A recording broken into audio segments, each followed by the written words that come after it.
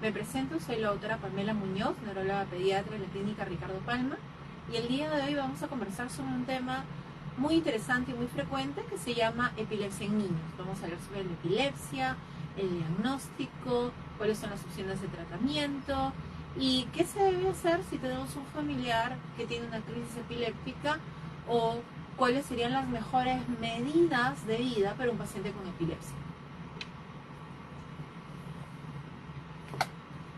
Como regla general es que la epilepsia representa un problema de salud pública, ¿no? Y uno puede pensar, pero nunca he escuchado de epilepsia, ¿no? Pero realmente en neurología, que es mi especialidad, en neurología las epilepsias son la segunda causa de consulta, ¿no? Entonces, en realidad hablar de epilepsia no es extremadamente raro. Y el hablar de epilepsia conlleva para un niño y para cualquier persona que es diagnosticada de un cambio en todo su estilo de vida. E inclusive esto acarrea una forma de vida inclusive para la familia, ¿no? Ahora, la epilepsia es frecuente en todo el mundo, definitivamente. Inclusive hay escritos antiguos que hablan de estas sacudidas, cuando Jesús iba con los discípulos y hablaban de que una persona se sacudía, realmente esa persona estaba teniendo una crisis epiléptica. Entonces realmente la epilepsia no ha estado ajena a nosotros, ¿no? Y la epilepsia puede ser menos frecuente en el hemisferio norte o países que se llaman con más desarrollo, con más opciones económicas, que en nuestros países, debido a que nosotros lamentablemente tenemos mayores o menores condiciones de salud, a veces estamos más expensos a situaciones que podrían causar una lesión cerebral con más frecuencia y esto conllevar a la aparición de una epilepsia futura. Entonces, si vemos este gráfico de aquí, realmente viendo en colores países que son con alta prevalencia de epilepsia y países con baja prevalencia de epilepsia, veríamos que en realidad cuanto más verde es el país, más posibilidad de epilepsia puede haber, ¿no? Entonces vemos que realmente en países de primer mundo podría ser que sea menos frecuente el tener epilepsia que en países en vías de desarrollo, ¿no? En nuestro país estaríamos diciendo realmente que usualmente cada año se estarían diagnosticando una proporción de hasta 100 personas de cada 100.000 por año. Es decir, de cada 100.000 personas durante un año se están diagnosticando unas 100 personas de epilepsia, ¿no? En nuestros países en vías de desarrollo. Entonces eso quiere decir que no es poco frecuente, trasladándolo a la población pediátrica, y dijo, bueno, vamos a hacer algún movimiento de cálculo numérico, ¿no? Entonces diríamos que por año, en nuestro país, viendo nuestra población infantil, aproximadamente entre 40 y 50 niños anualmente son nuevos casos de epilepsia. Entonces la epilepsia realmente no es algo ajeno a nuestra realidad. Pero en realidad, ¿qué es epilepsia, no? Entonces, hablando de en qué consiste la enfermedad de la epilepsia. Nuestro cerebro se comunica, nuestras neuronas que están en nuestro cerebro, en las diferentes zonas, una zona frontal, una zona occipital, una zona parietal, ¿no? Una zona temporal. Estas redes de neuronas en cada zona se comunican por mecanismos eléctricos. Hay mecanismos químicos y mecanismos eléctricos. Pero un grupo de estas neuronas puede decidir químicamente generar un cambio de polaridad y generar lo que se llama una actividad eléctrica normal. Entonces, esa actividad eléctrica normal, si ocurre en determinada zona del cerebro, va a originar un síntoma. Usualmente, si uno escucha epilepsia, va a pensar el síntoma motor, el síntoma sacudida, la persona que está desconectada de la realidad y de pronto se está sacudiendo, haciendo un movimiento que puede ser de todo el cuerpo y la mitad del cuerpo, ¿no? Eso es porque ese grupo de neuronas, lo más probable es que hayan desencadenado este evento eléctrico en la zona motora. Pero pueden haber también, como se ve en el gráfico, eventos sensitivos. O sea, podría haber que la zona de interpretación sensitiva del cerebro ocurra esta actividad eléctrica anormal. Y entonces tendríamos que la persona tenía sensación de adormecimiento o de pronto en la zona visual, sensación de imágenes que aparecen y luego desaparecen, pero entre esas imágenes hay un periodo libre de síntomas. Y entre ese episodio motor hay un episodio libre de síntomas, ¿no? Entonces, de eso estaríamos hablando. La epilepsia es una condición por la cual en el cerebro aparece una actividad eléctrica normal que podría aparecer en todo el cerebro o en una zona del cerebro dando un síntoma, que podría ser un síntoma motor o un síntoma sensitivo. Y si estos síntomas se repiten con episodios libres de síntomas, estaríamos hablando de epilepsia. Por lo tanto, entonces, la crisis epiléptica es la actividad eléctrica en una zona cerebral que da un síntoma una vez. Entonces, por ahí, si recordamos, tal vez hemos conocido una amiga, un familiar, que alguna vez tuvo una convulsión. Pero en la epilepsia, sin algo que los cause. No es porque es una infección, no es porque es por fiebre, no es porque se le bajó la glucosa, no es porque viajó a la altura, no. Sino sin una causa. Este cerebro tiene una predisposición a hacer esta actividad eléctrica y se traduce en un síntoma, que puede ser un síntoma motor, o un síntoma sensitivo, un síntoma visual, un síntoma de adormecimiento, un síntoma hasta de un miedo inexplicado, que puede durar usualmente de segundos a minutos de duración, y luego hay un periodo de que cese esta actividad, la persona se recupera, está un tiempo libre de síntomas, y después de un tiempo, que puede ser tan corto como un día, o tan largo, inclusive de hasta meses, o hasta inclusive un año, que podría presentar otro evento. Entonces, crisis es un evento único, pero cuando ya una persona tiene más de un evento convulsivo, un evento de crisis, ya estamos hablando de la condición. Entonces, esa es la diferencia entre convulsión y epilepsia. Convulsión es solo un evento, un ataque, pero la epilepsia son más de un evento y ya la persona ya tiene el diagnóstico de epilepsia. Entonces diríamos que para las epilepsias hay dos tipos de crisis epilépticas o convulsiones. Las crisis epilépticas localizadas, donde puede haber actividad eléctrica solo en una zona cerebral, solo en la zona frontal, ¿no? Teniendo pérdida de contacto, teniendo de pronto movimientos automáticos, ¿no? Y de pronto se le habla a la persona y está haciendo movimientos automáticos, o de pronto tiene un miedo exagerado y no está muy conectado. O de pronto personas que tienen episodios solo motores de un lado del cuerpo, o personas que de pronto se quedan mirando hacia un lado, como que vieran algo y parcialmente pierden la conciencia, después de un tiempo quedan un poco aletargadas, un poco perdidas, un poco desconectadas, y ahí pasó la crisis. Y las crisis generalizadas, ¿no? Las crisis generalizadas son aquellas que ocurren en todo el cerebro y la persona característicamente pierde la conciencia y es un fenómeno motor, o pierde el todo. O sea, pierde la conciencia y puede presentar un episodio de sacudida, o pierde la conciencia y presenta una flacidez súbita. Y esos serían los tipos de convulsiones. Las convulsiones focales y las convulsiones generalizadas. Entonces, muchas veces dice, me está viniendo la crisis. Muchas personas que tienen epilepsia dicen, me está viniendo la crisis. Me avisa que tengo crisis, ¿no? Pero lo que consideran las personas o los familiares de los adultos, adolescentes y niños que tienen epilepsia es que le avisa la crisis y luego de ahí la sacudida, la pérdida de conciencia es realmente la crisis. Pero no, si estamos hablando de que hay crisis localizadas y crisis generalizadas, en realidad ese me está avisando la crisis, ese tiene miedo, ese como que ve lucecitas, ese como que se marea, como que está diferente, ese me está avisando realmente es el inicio de la crisis. Y eso a nosotros como neurólogos nos ayuda, porque si de pronto esa persona tiene sensación de miedo y de pronto empieza a hacer algunos movimientos un poco típicos, decimos, entonces esa crisis es del lado del cerebro temporal.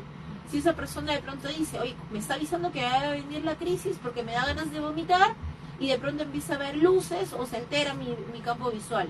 Entonces decimos, y luego de me viene la crisis, pierdo la conciencia, se desconecta, doctor, o me desconecta, ¿no? Entonces diríamos, ok, la crisis de esa persona entonces es de la región cerebral occipital.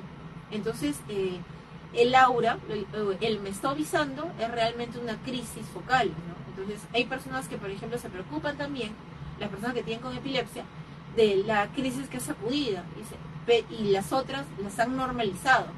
Pero tanto las crisis localizadas o sensitivas, o las crisis sensoriales, ¿no? O las auras, como las crisis de pérdida de conciencia sacudidas, todas deben contabilizarse y todas son importantes de identificar para poder conversarlas a su neurólogo.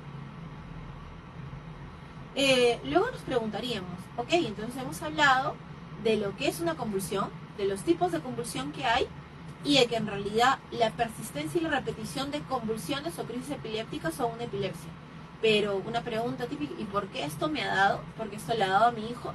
¿Por qué es esta condición, no? Y diríamos realmente que las epilepsias hay tres grupos. Un grupo de epilepsias donde hay un problema estructural. Eso quiere decir que si las epilepsias son una enfermedad cerebral, hay algo que está alterando la estructura del cerebro, la forma del cerebro. Algo, una forma diferente con la que pudo haber venido tu cerebro, algo que le pasó al cerebro en algún momento de la vida, es decir, los niños que, hablando de pediatría, niños que han tenido asfixia, niños que han tenido meningitis a edades precoces, niños que han tenido traumatismos cerebrales con sangrados, con hemorragias, con fracturas frontales, con fracturas craneales que originaron una lesión en el cerebro y que luego presentaron convulsiones, ¿no? Personas que han tenido tumores, personas que han tenido hemorragias, personas que han tenido malformaciones cerebrales. Ahí diríamos que realmente hay una lesión estructural y esa es una causa. Entonces, una causa de la epilepsia es que ese cerebro tenga una lesión estructural adquirida o que haya venido ya formativamente con una lesión estructural, ¿no? Y eso lamentablemente no puede ser detectada en los controles. Las lesiones formativas usualmente no son detectadas en controles ginecológicos de rutina, ¿no? La otra causa de las epilepsias son las epilepsias genéticas, ¿no? Las genéticas de las epilepsias, en genético, esa es, por ejemplo, una pregunta. ¿Por qué si en mi familia no hay nadie con epilepsia? ¿Por qué me dice que esta epilepsia es genética, ¿no? Si en realidad no hay nadie con epilepsia. ¿A qué estamos hablando? Que genéticamente, eso quiere decir tu cerebro tiene la predisposición a convulsionar. Lo que nos hace ser nosotros es el conjunto de genes que se ha ordenado como una sinfonía. Eso es lo que nos hace ser nosotros y hace un buen funcionamiento de todo nuestro organismo. Entonces, hay genes que no necesariamente son heredados, son genes con los que venimos, que nos hacen esta individualidad. Y estos genes, en algunas personas, pueden ser originarios de un tipo de epilepsia. Entonces, sí es cierto que hay genes de epilepsia que pueden ser heredados. Si tenemos una familia con historia de muchos familiares con epilepsia, diríamos, ok, entonces esta es una epilepsia dominante, genética heredada. Pero hay epilepsias genéticas de cada individualidad, ¿no? Y esa es una causa de las epilepsias. La otra causa es la que ya habíamos hablado, que son las causas estructurales, donde en realidad hay una lesión en el cerebro, ya sea formativo o hay algo que le pasó a nuestro cerebro, por el cual nuestro cerebro quedó con una lesión y esta lesión en este grupo de neuronas, estas neuronas eléctricamente generan un circuito eléctrico patológico y tenemos una epilepsia estructural, ¿no? O nuestro cerebro, nos recordemos que todo nuestro organismo funciona con energía. Nuestro cerebro energéticamente, el metabolismo de nuestras neuronas, es decir, el funcionamiento de nuestras neuronas no es adecuado y tenemos una enfermedad metabólica cerebral que nos está causando tener como uno de los síntomas un tipo de epilepsia. Y algo que ocurre en todo el mundo y es algo que todavía está en investigación, son las causas desconocidas. Es decir, se hacen los estudios pertinentes, se piden inclusive estudios genéticos y no encontramos una causa, ¿no? Pero la enfermedad se tiene, ¿no? Entonces muchas veces uno dice, quiero saber por qué. Es cierto que un gran porcentaje se puede saber exactamente de más del 60% de personas, es decir, 6 a 7 de cada 10 realmente se puede saber cuál es la causa de su epilepsia. Pero en 3 o 4 personas se sabe que tiene la condición, pero aún la tecnología disponible en la actualidad no explica el por qué, ¿no? Se dice que debe haber alguna causa genética o no determinada, ¿no? Pero aún así no deja de tratarse, ¿no? Luego diríamos, ¿cómo se diagnostica la epilepsia, ¿no? Y eso es algo, muchas veces somos neurólogos que vemos a una persona, a un niño, un adolescente, o neurólogos generales que ven a una persona adulta y vienen con una serie de exámenes. En estos exámenes nunca encontraron que yo tenía epilepsia. Entonces, en realidad, no tengo epilepsia, pero esa persona tiene convulsiones o crisis epilépticas frecuentes. Entonces, realmente el diagnóstico de la epilepsia no implica exámenes. Los exámenes esclarecen la causa y el tipo de epilepsia, pero no esclarecen el diagnóstico. Entonces, el diagnóstico de la epilepsia lo hace la historia de episodios repetitivos de convulsiones, ¿no? Entonces, lo ideal sería que uno pueda objetivar la crisis, ¿no? Que un neurólogo entrenado en identificar las crisis lo pueda ver, ¿no? Eso raramente puede pasar porque es difícil que justo el día que vas a consulta ocurra un evento convulsivo, ¿no? Entonces, usualmente, a veces nos basamos de padres muy acuciosos que traen videos de lo que ocurre al niño, ¿no? Y podemos decir, este movimiento sí corresponde a una crisis, este movimiento es dudoso de una crisis, ampliemos más, este movimiento definitivamente no es una crisis, ¿no? En el caso de niños o personas que no recuerden la crisis o que no sean muy indagadores o muy que nos refieran realmente cómo ha sido el evento, tenemos que investigar con la persona que está alrededor qué tipo de movimientos ha hecho, a qué hora ocurrió. Entonces, la persona que venga a consulta es importante que tenga estos datos en mente. Usualmente estos episodios ocurren más en el día y en la noche. Si ocurren en la noche, ocurren despierto, dormido, o es que lo hacen despertar. Estos eventos, ¿en qué se caracterizan? Mueve de alguna manera el cuerpo, lateraliza de alguna manera la cabeza, lateraliza de alguna manera los ojos, hacia arriba, hacia el costado, etcétera, etcétera. Cambia de color. ¿Hay algún movimiento en especial? Hay personas que hacen crisis epilépticas donde contraen solo un lado y estiran otro. Hay personas que hacen crisis epilépticas donde solo contraen un lado, donde solo sacuden un lado, donde se sacuden como que se sobresaltan. Es decir, la narración de un evento de crisis es importante, ¿no? Y eso a veces en la consulta no es bien entendido.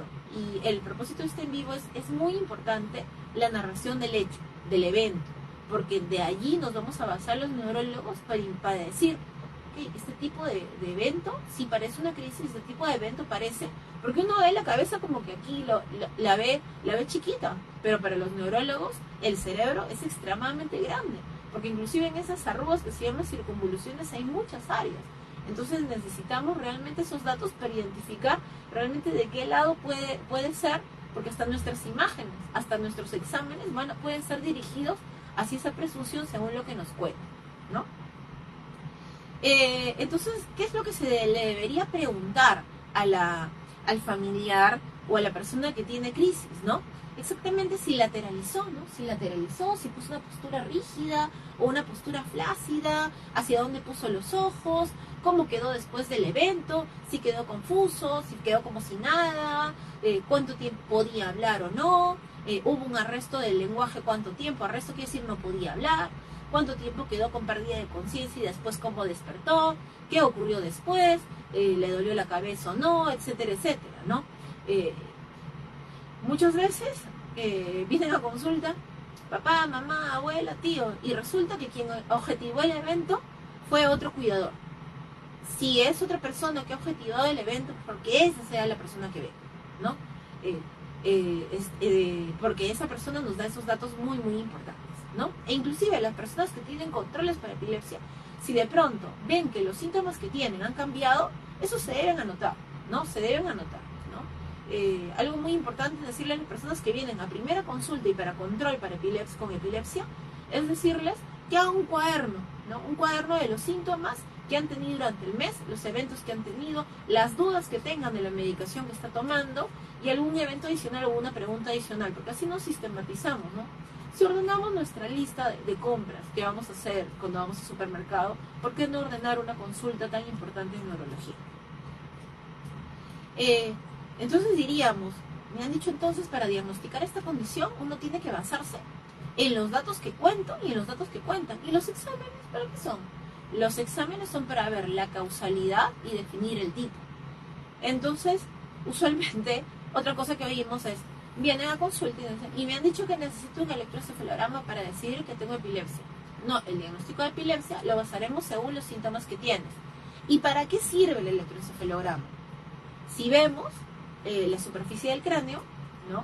Imaginemos que la actividad cerebral tenga que traspasar las membranas que cubren el cerebro, los vasos que irrigan el cerebro, el cráneo, los músculos sobre el cráneo, el pelo, la grasa que está sobre el cuero cabelludo, y sobre eso se pone un sensor.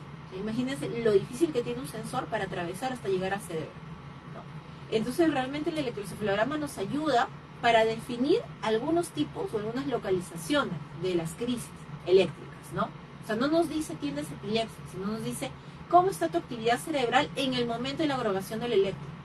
Podemos tener la suerte que durante el evento de la grabación del electro tengamos justo localización de actividad epiléptica. Eso quiere decir que aunque no tengamos convulsiones en ese momento, podríamos detectar que nuestras neuronas están mandando la actividad epiléptica y como tenemos electrodos en todo nuestro cuero cabelludo alrededor de nuestro cráneo, podría detectar esta actividad. Pero podría ser que no. Y podría ser necesario hasta repetir más de una vez el electro. Entonces se recomienda, por ejemplo, que las condiciones típicas o ideales para un electro sería un electro que grabe los episodios de transición. Eso quiere decir los episodios que estás despierto, la fase que estás despierto para dormir y la fase de despertar. Porque usualmente cuando ocurren crisis, ¿no? Si el cerebro te va a mostrar algo, te muestra algo en los episodios de transición, ¿no? Entonces, y cuanto más largo sea un electro, o sea, los electros prolongados son adecuados. Un electroencefalograma estándar dura media hora, pero tratemos de pensar, ¿media hora realmente puede predecir nuestra actividad cerebral despierto y dormido de 24 horas? Por eso, los electros que pueden grabar toda esa actividad, electros prolongados, nos ayudan mucho. E inclusive, nos ayudan para definir bien el tipo de descarga, el tipo de actividad eléctrica, etcétera, etcétera. Nos ayuda a definir bien los electros prolongados, inclusive con video electroencefalograma. Porque si podemos ver, claro, en el electroencefalograma, por ejemplo, lo que vamos a definir es en ese momento, si es que la persona tiene la crisis, y tenemos la suerte con el video electroencefalograma de ver la crisis, vemos que el chico está perdiendo la mirada y eso se correlaciona con la actividad eléctrica y luego de ahí termina el evento y la actividad normaliza. Entonces, el examen tal vez ideal, aparte de ser un electro prolongado, sería un video electroencefalograma, que en realidad muchos de las sociedades, la Liga Internacional contra la Epilepsia, recomienda que los exámenes sean prolongados e idealmente un video electroencefalograma, exámenes que tenemos aquí. ¿Y para qué sirve la imagen, no? La imagen sirve para detectar las causas de la epilepsia estructural. Es decir, si recordamos, causas de epilepsia desconocida, genética y estructural. Hay algo con lo que vengo estructuralmente en mi cerebro o algo que ocurrió en mi cerebro y que está causando que esta forma diferente o esto que le está pasando a mi cerebro ocasione crisis epilépticas. Entonces ahí sí tiene el juego de la imagen, y la mejor imagen es una resonancia magnética. Y en la resonancia magnética podríamos encontrar malformaciones de nacimiento, lesiones adquiridas, como lesiones tipo escleróticas, o lesiones inflamatorias, o lesiones tumorales, o lesiones infecciosas, ¿no? Como son parásitos que podrían alojarse en el cerebro, como los cisticercos, ¿no? Entonces, en cuanto a imagen cerebral, la imagen cerebral no localiza alguna lesión estructural que pudiera aparecer. La imagen lo que nos dice es si hay una lesión estructural, pero el tener una imagen normal no te dice que no tienes epilepsia, porque tienes la condición al tener los síntomas, ¿no? Te dice, no es estructural, lo más probable que sea genética, o tal vez desconocida. ¿Y cómo controlar estas crisis de epilepsia, este tipo de epilepsia, ¿no? Estos tipos de epilepsia, ¿no? Porque hemos visto que en realidad entonces no estamos hablando de la epilepsia, sino las epilepsias, ¿no? Las epilepsias focales, las epilepsias generalizadas, muchos tipos de epilepsias, ¿no? Entonces estos tipos de epilepsias se tratan con fármacos, ¿no? El objetivo ideal de este tratamiento son fármacos antiepilépticos, ¿no? Entonces, la duda es, ¿realmente si yo tomo este medicamento me voy a controlar? Y entonces diríamos, tienes 70% de probabilidades de controlarte, ¿no? Entonces, 70% es bastante. 70 a 80% si hay pacientes que necesitan algún cambio de medicación o alguna combinación. Entonces, estamos hablando que 70, 80, 7 de cada 10 se controlan bien con medicación. Entonces realmente es más probable controlarte de epilepsia que no controlarte de epilepsia.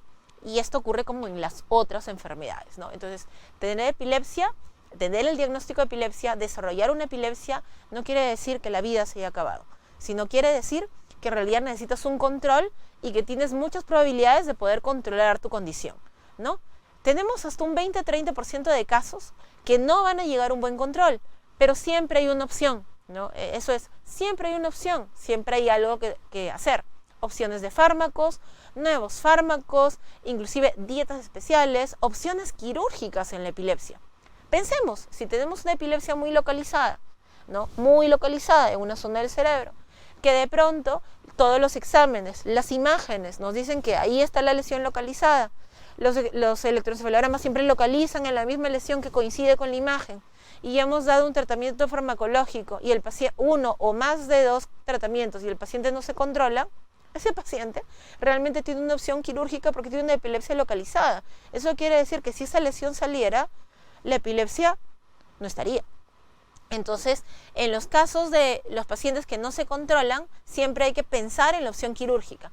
La opción quirúrgica puede ser posible hasta en la mitad de pacientes que tienen algún tipo de epilepsia que se llama de difícil control, fármaco-resistente o refractaria, ¿no?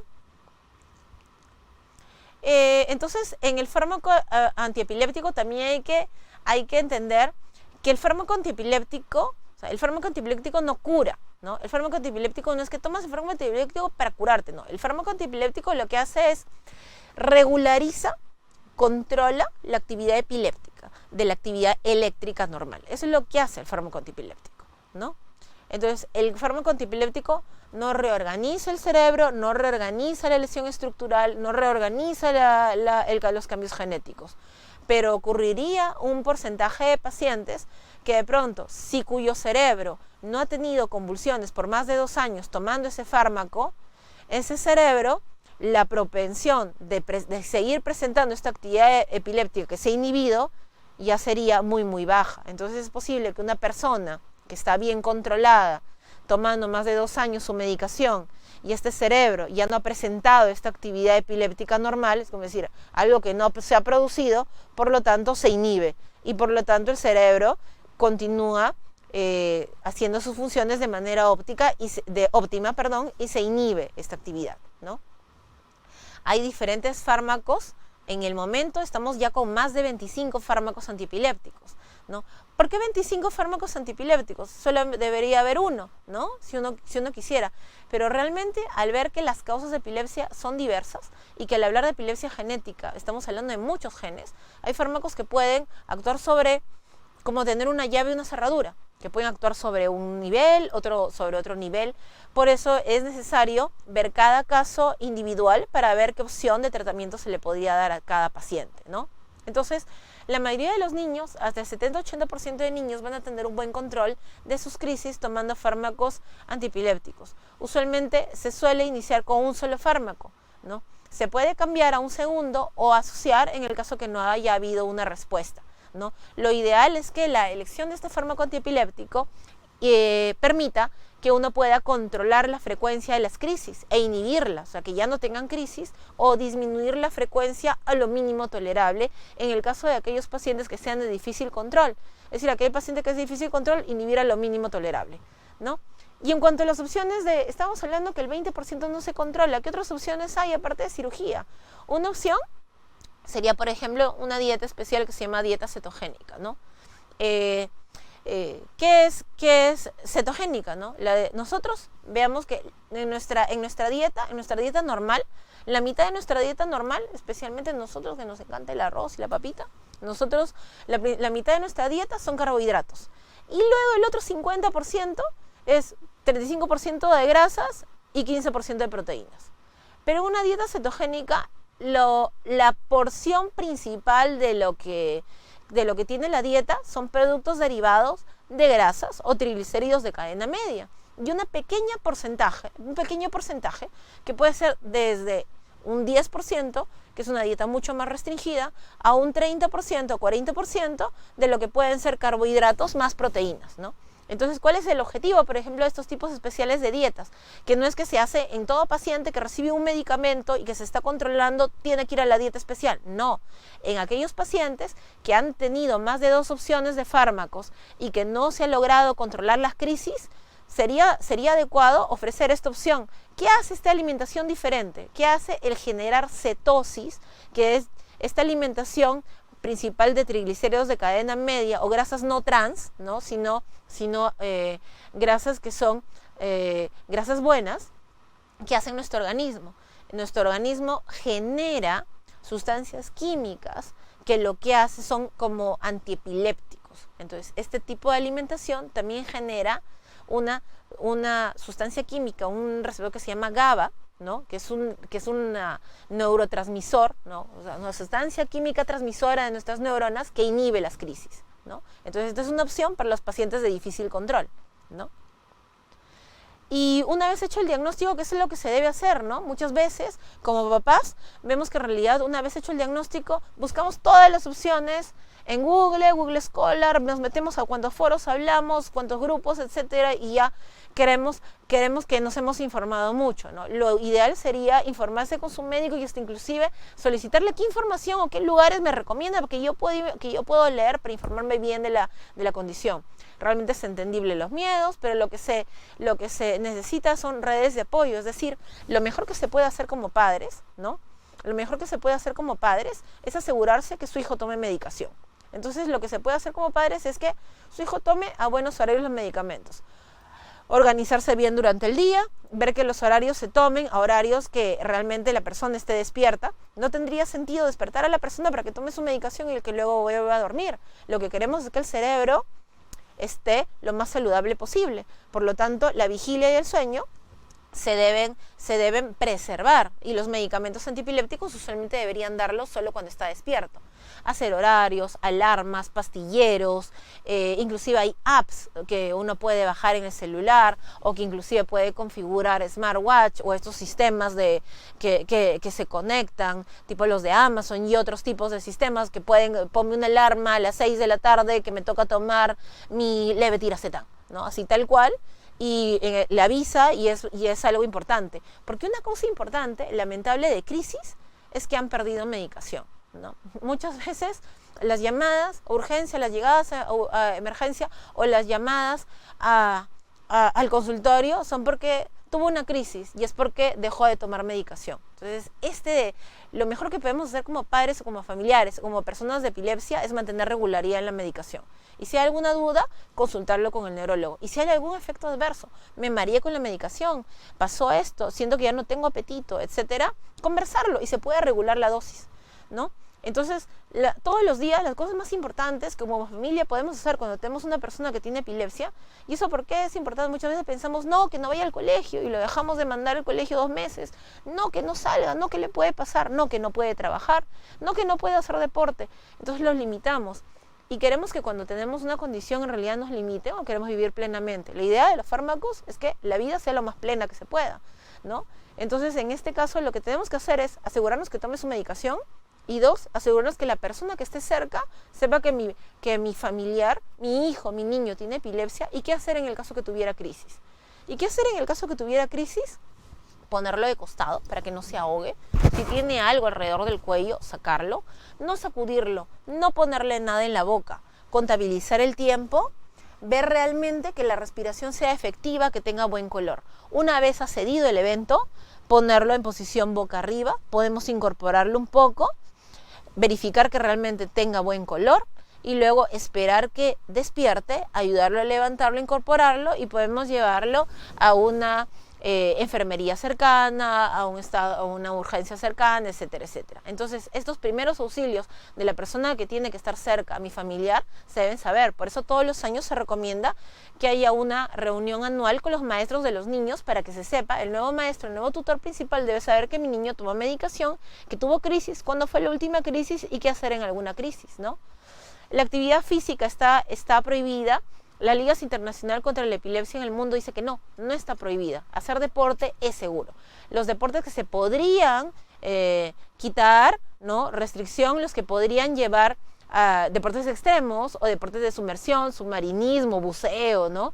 En realidad se considera que esos deportes extremos o alpinismo, etcétera, etcétera, podrían ser riesgosos, pero el hecho, por ejemplo, de hacer deportes, jugar fútbol, jugar básquet, hacer vóley, hacer karate, taekwondo o algún otro tipo de deporte tipo atletismo no estaría prohibido. Son deportes seguros para nuestros chicos con epilepsia. Y es más, inclusive se ha hecho un trabajo. Pacientes con epilepsia sedentarios, pacientes con epilepsia que hacen deporte. Las personas que hacen con epilepsia, hacen deporte, tienen mejor control de crisis. Y la persona que tiene epilepsia deben dormir. Es importante que el cerebro se recupere. Es importante que el cerebro descanse las horas que tiene que descansar. Y por eso es importante, ¿qué edad tienes? ¿Cuánto debes dormir? Entonces, estos gráficos de sueño, usualmente los niños pequeñitos, los lactantes menores de 1 año, duermen mucho, duermen desde 11 horas hasta 13 horas al día, ¿no? Los preescolares pueden dormir ya 10 horas, ¿no? 10 horas a 12 horas, ¿no? Y los escolares usualmente duermen 8 o 9 horas. Entonces, se recomienda que a cada edad uno mantenga buenos horarios de sueño. También eso es cierto, la sobreexposición al cerebro no le ayuda. La exposición a pantallas no le ayuda, ¿no? Ahí nos tendríamos que preguntar, ¿realmente un escolar necesita celular? Nos tendríamos que preguntar si esa sobreexposición es adecuada, ¿no? Y realmente para comunicarse, inclusive las sociedades de pediatría recomiendan que recién deberías tener acceso al móvil para comunicarte en la adolescencia, antes no. La carga de la epilepsia hay muchos estigmas, ¿no? Antes inclusive se pensaba que las personas con epilepsia no se podían casar porque si tienen un hijo va a tener epilepsia. Como hemos hablado, la genética dominante de epilepsia existe, pero no es la más frecuente, sino la genética innata, la que viene con nosotros como seres individuales, ¿no? Se le prohibía trabajar, se le limitaba los tipos de trabajo, se le limitaba los deportes y se veía en realidad que la carga de epilepsia de limitación es bastante. Entonces, en realidad, e inclusive muchas familias prefieren que los niños no sepan su diagnóstico, ¿no? Y eso al contrario, estigmatiza más, ¿no? Lo que puede ser es que de manera paulatina se vayan familiarizando con el diagnóstico, pero ocultar no es una opción, ¿no? Si de pronto hay muchos temores en cómo manejar, en cómo este paciente adolescente que ha tenido un cambio en su vida, se le pide buenos horarios, se le pide horarios para tomar medicación, se le pide ejercicios, se le pide que tome medicación. Estos son cambios, tomados en los cambios de la adolescencia, podrían tener algún apoyo psicológico de manejo de emociones y algo de organización, ¿no? Entonces, evitemos de todas maneras la estigmatización, ¿no? ¿Cómo se puede ayudar en la escuela? ¿Epilepsia va con problemas en el aprendizaje? Realmente no. Realmente es poco probable que las epilepsias en sí vayan con problemas en el aprendizaje, ¿no? Algunos tipos de epilepsia, que son usualmente en niños, estamos hablando de 2 a 3 de cada 10 niños, sí podrían tener algún problema, alguna dificultad específica en el aprendizaje y se recomendaría que esto sea detectado y preguntado, indagado en las evaluaciones con el neurólogo y que inclusive año a año se pudiera hablar con sus profesores que ante cualquier tipo de disminución en el progreso académico esperado en el niño se pudiera hacer algún feedback para que el niño pudiera recibir alguna terapia basada en qué es lo que está ocurriendo. Podría ser tan solo que el aprendizaje estuviera disminuyendo por el nivel emocional o porque estaría teniendo algún problema específico en el aprendizaje, ¿no? Entonces, ¿qué hacemos en los pacientes con epilepsia de difícil control? Definitivamente, los pacientes que son 3 de cada 10 pacientes de difícil control, tenemos opciones de nuevos fármacos antiepilépticos, inclusive, y en esos nuevos fármacos antiepilépticos están incluidos inclusive el cannabis, ¿no? La dieta cetogénica, ¿no? Y las opciones quirúrgicas de cirugía de epilepsia. Y eso sería lo que les tendría hoy día para conversar sobre la epilepsia. Y sería importante ahora leerlos y responder las preguntas. Ok, entonces estaríamos hablando de... doctora, buenas noches. ¿La epilepsia es hereditaria? Como hemos hablado, existe una causa genética de las epilepsias, ¿no? Pero no necesariamente la epilepsia es hereditaria, ¿no? Si ahí lo que es importante investigar es el pedigrí familiar, el árbol genealógico familiar. Si de pronto hay historia de que hay más de un caso de epilepsia en la familia, podríamos decir que esta epilepsia sí es genética dominante y hay un gen familiar de peso. Pero en la mayor parte de las epilepsias, genéticas son de presentación espontánea. Buenas noches, doctora. ¿La epilepsia es genética o congénita? Entonces diríamos... genética quiere decir que tú has nacido con un gen, o sea, tu ADN, tu conjunto de genes que te hacen ser tú, ¿no? Hay uno que es causante de esta enfermedad, ¿no? Congénito estamos hablando de que nace contigo o que podría ser algo malformativo, ¿no? Entonces, en congénito hablaríamos de algo estructural, algo malformativo, ¿no? Entonces, ambas son causas de epilepsia. Doctora, aún dando la medicación, ¿igual le puede dar la convulsión? Realmente en el 70% de casos, 7 de cada 10 niños tomando su medicación de manera regular, 7 de cada 10 niños, adultos, ancianos, adolescentes, tomando su medicación, se controlan bien. Los otros 3 podrían tener algún tipo de crisis, sí, para eso son los controles. Cuando una persona es diagnosticada de epilepsia, se establece una calendarización. Eso quiere decir que no es que tienes epilepsia, aquí está tu medicamento y adiós. No, es una condición que necesita control. Control de cómo vas con la medicación, cómo va la crisis, tienes algún síntoma con la medicación y te estás controlando o no. Entonces, en realidad, hablaríamos de control en el 70% de casos y los controles que usualmente serían cada 2 meses. Algunos casos que no se van a controlar también son controles mensuales, ¿no? Doctora, ¿los niños con la condición del autismo son más probables de sufrir epilepsia?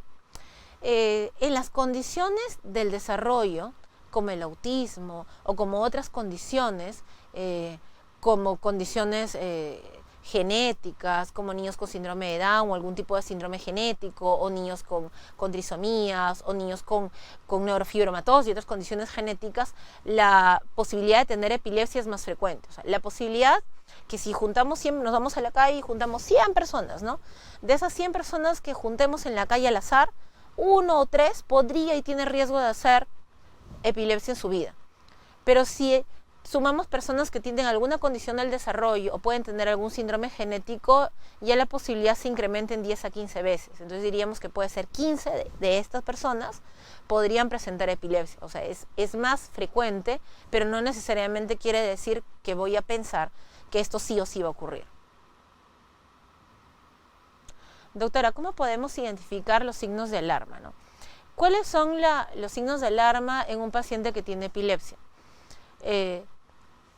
Un paciente que tiene epilepsia, que está tomando medicación y a pesar de medicación las crisis son largas. Usualmente, ¿cuánto dura una crisis? Una crisis epiléptica suele durar usualmente 1 minuto, menos de 3 minutos. Y la mayoría dirá, no, pero 1 minuto y es mucho, yo he dicho segundos. Pero usualmente la mayoría de las crisis duran 1 minuto. Entonces, un signo de alarma sería una crisis prolongada, una crisis que dure mucho tiempo, o persona que está tomando medicación y a pesar de eso tiene crisis prolongada, es un signo de alarma. O ya ha tenido una frecuencia de crisis y ahora la frecuencia se ha incrementado. Duran más, son más en un día, esa persona, ese es un signo de alarma por el cual habría que pensar en acudir a urgencia. Persona que esté tomando medicación y ocurra algo que no esperaba con la medicación. Se marea, se enroncha, ¿no? O algo ocurre con la medicación, es mejor venir a urgencia para ver si es la causa de la medicación o en realidad es causa algo más que pudo haberle ocurrido en ese momento, ¿no? Una crisis prolongada espontánea, ¿no? Una crisis prolongada, estamos hablando de una crisis que dura más de 5 minutos y no pare definitivamente, ese es otro signo de alarma. Un signo de alarma sería una persona que convulsione y que después el despertar, después de haber tenido la crisis, o sea, imaginemos que nuestro cerebro eléctricamente tiene una crisis, luego después de ahí tiene que haber una recuperación de la conciencia, de las funciones, paulatina. Si este posictal es mayor a 15 minutos, si después de 15 minutos la persona no ha despertado, no está parcialmente conectada, entonces pensar que realmente esa persona no ha salido de la crisis y no está convulsionando, pero su cerebro sigue mandando actividad eléctrica. Entonces pensar en acudir a una emergencia, ¿no? Y un signo de alarma sería que tome una dosis exagerada de medicación y por lo que habría que ir a urgencia. Y ha pasado. A veces la mami le da la medicación, el papi le da la medicación y viene la abuela y se habrán olvidado todos de tomar la medicación y le vuelve a dar, ¿no? Entonces, cuando toman más de la medicación sería necesario ir a urgencias porque lo más probable es que haga síntomas del efecto adverso por la medicación. Buenas tardes. ¿Se puede operar cuando la lesión se halla en la parte occipital izquierda del cerebro? Mire, hay en el cerebro, si hay una lesión localizada que tiene mucha localización y es difícil de tratar, es posible la opción quirúrgica. Pero ahí pesa los exámenes que tiene el paciente, la localización exacta, porque cuando uno habla es temporal izquierdo, es occipital izquierdo, es frontal izquierdo, realmente es un área gigante, ¿no? Entonces habría que ver exactamente si es una zona que no es funcional, o sea, no es una zona visual importante o no es una zona que nosotros le llamamos una zona realmente primaria y podría ser la opción quirúrgica. Entonces, ¿qué le recomendaría?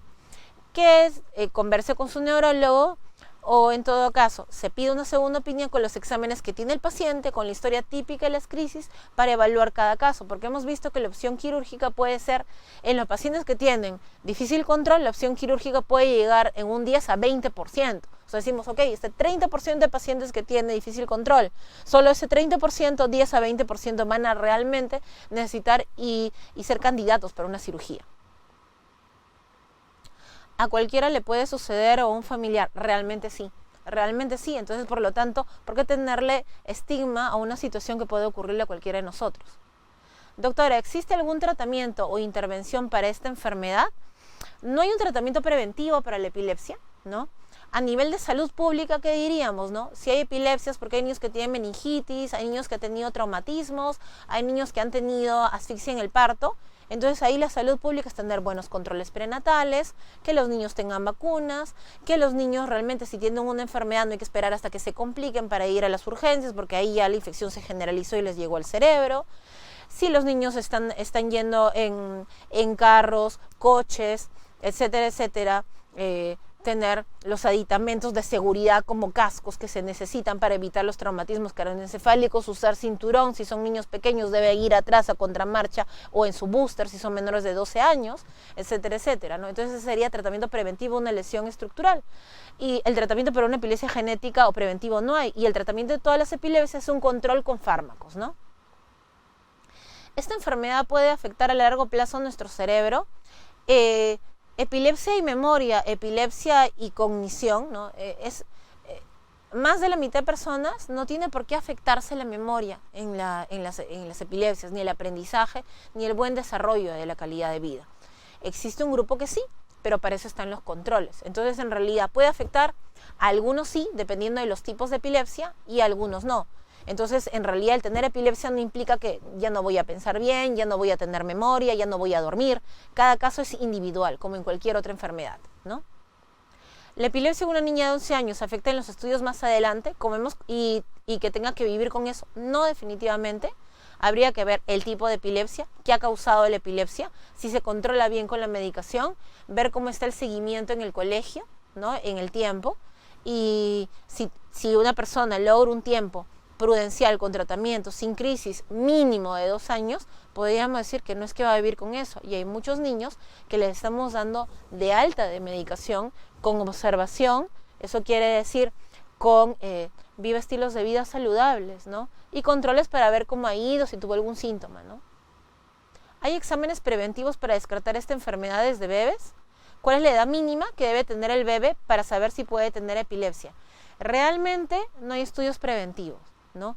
El hecho, habíamos hablado de las imágenes para ver si había una malformación, una persona que convulsionaba y un electroencefalograma para localizar la actividad epiléptica. Pero inclusive en la persona teniendo epilepsia no puede localizarla. Entonces un electroencefalograma, no, ahora todos nacen y le hacemos un electroencefalograma, ¿no? O le hacemos cada año. No puede predecir una condición, ni una imagen, ni un examen. Entonces esta es una condición de ver que si realmente el cerebro, que es el que te hace hablar, caminar, sentir, memorizar, aprender cosas nuevas, de pronto estás teniendo recurrentemente episodios motores inexplicados, episodios de pérdida de conciencia inexplicados, ¿no? Que se repiten y parecen como la repetición de una escena, de una película, y te vuelve a pasar. Eso realmente sí es una epilepsia, ¿no? Buenas noches, doctora, una consulta. Cuando se cae un bebé de cabeza, ¿qué causas puede haber a futuro, no? Mire, en los traumatismos, que es otro tema aparte, pero en los traumatismos habría que ver qué traumatismo realmente podría producir un daño cerebral, ¿no? Entonces, los traumatismos que generen altura y los traumatismos que generen movimiento, ¿no? Entonces, por ejemplo, si un bebé está aprendiendo a caminar y mientras que está caminando, se tropieza y se cae, ahí no hay altura porque es su propia altura y no ha habido velocidad. Que es diferente a de pronto estar en andador con las rueditas que te impulsan y con eso voltearte. Ahí ha habido velocidad de rodamiento y ahí sí puede haber una lesión, fracturas, lesiones. Entonces, una lesión, una caída de un segundo piso, una caída de una altura determinante, ir en un objeto en movimiento, bicicleta, scooter, patín, moto, carro, etcétera, eso sí puede producir, por el mecanismo de velocidad, un trauma craneal con una lesión cerebral, no solo epilepsia, sino motora, mental, etcétera, etcétera, a largo plazo, ¿no? Ahora, que porque te duele la cabeza es porque te tropezaste cuando estabas gateando, no es así, ¿no? Mi hijo tiene epilepsia focal, lo máximo dura 15 segundos sus crisis. Los tratamientos le causan fiebre, están esperando que tenga convulsiones comunes. No se entiende mucho la pregunta, pero lo cierto es que sí, las crisis localizadas pueden durar, las crisis o cualquier tipo de crisis puede durar menos de un minuto, ¿no? Es difícil que un tratamiento, de aquí que podríamos sacar, ¿no? Que los fármacos antiepilépticos pueden producir fiebre, no. Los fármacos antiepilépticos no producen fiebre, ¿no? No es que yo tomo mis medicamentos y por eso me va a dar fiebre. Si yo estoy haciendo fiebre, tal vez eso también podría ser una crisis, ¿no? Porque de pronto cuando tengo una noticia, de pronto dice, pero siento frío, o me enojo y me pongo rojo y caliente, y me pongo caliente, en realidad ese mecanismo emocional está dentro de mi cerebro. Y si justo ese grupo de neuronas tiene actividad epiléptica, puedo elevar mi temperatura. Y no necesariamente eso ser por la medicación, ¿no? Las convulsiones febriles son malas para el desarrollo del cerebro. Ahí diríamos, acá hemos hablado de que son la epilepsia son convulsiones repetidas, ¿no? Sin algo que los ocasione. O sea, no es porque viajaste, no es porque estabas en la altura, no es porque tenías fiebre, no es porque se te bajó la glucosa, no. Acá tú tienes una lesión estructural o tienes una causa genética que te hace convulsionar, ¿no?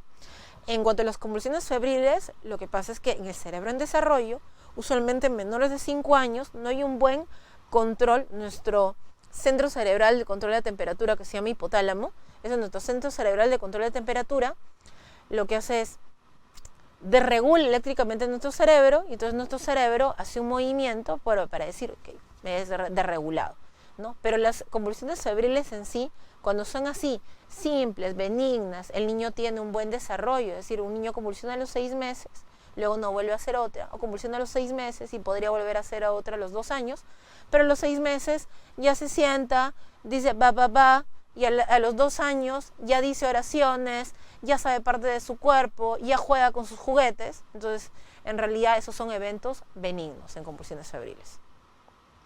Buenas noches, doctora, una consulta. Cuando se cae un bebé de cabeza, si ya lo hablamos. ¿Y la resonancia con contraste para qué sirve? Las imágenes cerebrales sirven para ver las causas, ¿no? ¿Tendrás una epilepsia genética o una epilepsia por una lesión en la estructura? Y la mejor imagen es una resonancia. ¿Por qué en una resonancia les pedimos contraste, ¿no? Porque la resonancia te ve la estructura. El contraste es una sustancia de coloración que pinta arterias, venas, y podría pintar una lesión cerebral. O sea, si hay una lesión como un tumor, una lesión como una malformación vascular, podría verse bien con el contraste. Por eso se recomienda que cuando uno pide una imagen una imagen en resonancia cerebral con epilepsia, pida una resonancia cerebral para epilepsia, hasta los cortes de una resonancia cerebral para epilepsia. O sea, no es solo resonancias cerebrales, resonancia cerebral para epilepsia con cortes finos y con contraste. Sería ideal pedirla así. Diferencia entre crisis de ausencia y epilepsia. Las crisis epilépticas son el síntoma, la epilepsia es la enfermedad. Crisis de ausencia es un tipo de convulsión. En el tipo de convulsión donde te desconectas, o sea, es otro tipo de convulsión donde te desconectas, donde hay pérdida de contacto. Tienes muchas crisis de ausencia o de desconexión, tienes un tipo de epilepsia, que es epilepsia de ausencia. Las bebidas energéticas hacen daño a las personas con epilepsia. Los estimulantes, el exceso de cafeína. La bebida energética no es como que un adolescente, adulto joven o adulto, no estamos hablando de niños, tome una tacita de café, que sí, una tacita de café de un adolescente o de un joven puede tomar, que es neuroprotector. Las bebidas energéticas tienen 30 veces el valor de cafeína. Eso es muy psicoestimulante. Definitivamente se debe evitar cualquier tipo de estimulantes. Alcohol, algún tipo de sustancia alucinógena, ¿no? Y exceso de cafeína se deben evitar, ¿no? Esa es la última pregunta. Doctora, ¿cómo saber qué es lo que siente si el paciente no se comunica con facilidad, ¿no? Es un paciente que tendría dificultad auditiva, ¿no? O tiene hipoacusia, y es un niño de cualquier edad, o cómo saber en un niño que, por ejemplo, tiene la condición de autismo severo y no se comunica. Es como saber que en realidad qué es lo que siente. Entonces, en realidad lo que hay que ver es qué es lo que ocurre, ¿no? Entonces, cuando va a ocurrir la crisis, de pronto él se detiene. De pronto veo que se detiene, se queda mirando fijamente. O sea, ustedes lo que nos van a contar es lo que ven, ¿no? No podemos poner en qué es lo que siente la persona, ¿no? Sino qué es lo que usted ve. Usted ve que mira a la derecha, usted ve que mira de frente, usted ve que se cae bruscamente, usted ve que cuando mira a la derecha, usted ve que se pone rojo, usted ve que se pone morado, usted ve que se sacude de la mitad de un cuerpo. Entonces, en realidad, ahí es estar bien alerta a qué son los eventos que ocurren, ¿no? Bueno, les agradecemos la participación en este en vivo. En realidad, las preguntas que han hecho son excelentes preguntas que se hacen en la consulta, que hacen muchos pacientes en consulta, y si es que existe algún niño o adolescente que se pueda sospechar la presencia de esta condición de epilepsia, o que inclusive se quisiera consultar porque tuvo una sola convulsión en su vida, los invitamos a la especialidad de neurología y a la especialidad, en el caso que fuera un niño, es decir, menor de 17 años, un niño, a la especialidad de neurología pediátrica en la clínica Ricardo Palma. Muchas gracias, buenas noches.